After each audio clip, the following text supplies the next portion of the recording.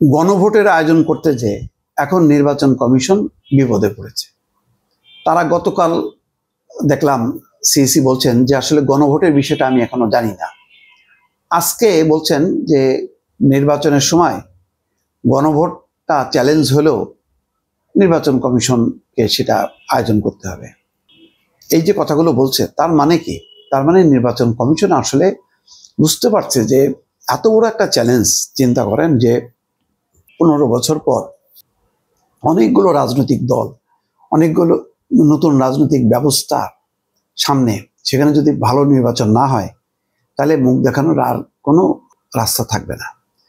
নির্বাচনকে উৎসবমুখর করা, সবাইকে কেন্দ্রে নিয়ে আসা, এটা হচ্ছে বিশাল একটা চ্যালেঞ্জ। এই চ্যালেঞ্জের মধ্যে ফস করে গণভোট ঢুকাই দিলেন।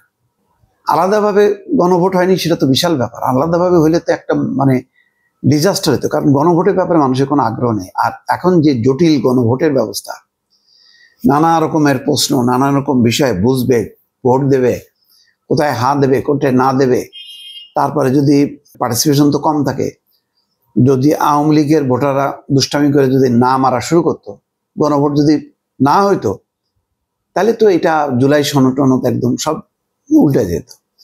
নির্বাচনের দিন আপনি চিন্তা করেন, বিএনপি না হয় আগ্রহী না, জামাত বা অন্যান্য যারা আছে এনসিপি সহ, ওরা কি আগ্রহী হবে? তারা কি মাঠে ময়দানে যে এখন গণভোটের বিষয়বস্তু বোঝাচ্ছে, নাকি তার প্রার্থী যেটা দরকার সেটা তার কাছে জরুরি? কল্পনা করেন এইরকম সময় গণভোটটা ঢুকাই দিল, অথচ জুলাই সনদে স্বাক্ষর করছে সংসদ ভবনের সাউথ প্লাজাতে।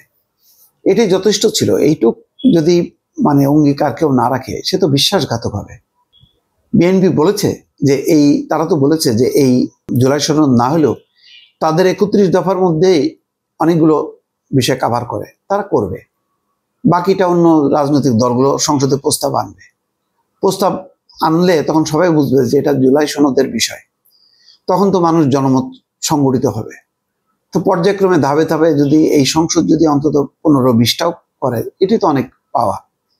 এগুলি বাদ দিয়ে এক লাফে তারা কি করতে গেল, নির্বাচনটা আর জরুরি না। অথচ দেখেন যে এই নির্বাচনটার জন্য আমরা এত লড়াই সংগ্রাম করলাম, সেই নির্বাচনটার দাবি কেউ করতেছে না, এমন একটা অবস্থা।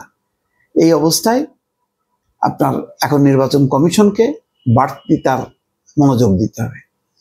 এখন এই অবস্থা থেকে একমাত্র মুক্তি দিতে পারে কিন্তু জামাত ইসলাম এবং তার জোট। তারা যদি বলে যে আচ্ছা ঠিক আছে, যেহেতু গণভোটটা নভেম্বরে হচ্ছে না, আমরা নির্বাচনের দিনও চাই না, গণভোটটা থাকুক, এটা কিন্তু বিষয়বস্তু যা আছে সেটা আমরা সংসদে বিরোধী দলে গেলেও আমরা এটা চাপ দেব সরকারি দলকে, আর সরকারে গেলে তো এটা বাস্তবায়ন করব।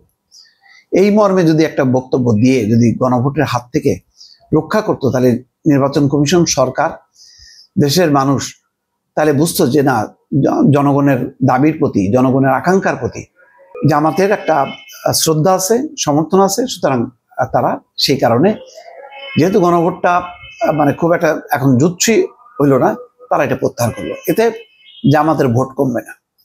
আমি সবিনয়ে নিবেদন করতেছি, জামাত, এনসিপি, অন্যান্য যারা আছে, তারা যাতে বলে যে দয়া করে গণভোটটা বন্ধ করে, গণভোটের আর দরকার নেই, আমরা পার্লামেন্টে যে এটা বাস্তবায়ন করব। এইটা বললেই কিন্তু নির্বাচন কমিশন বেঁচে যায়, ভালো একটা নির্বাচনের জন্য মনোযোগী হতে পারে। কারণ সমস্ত মনোযোগ তাদেরকে এখন নিবদ্ধ করতে হবে সংসদ নির্বাচনের দিকে।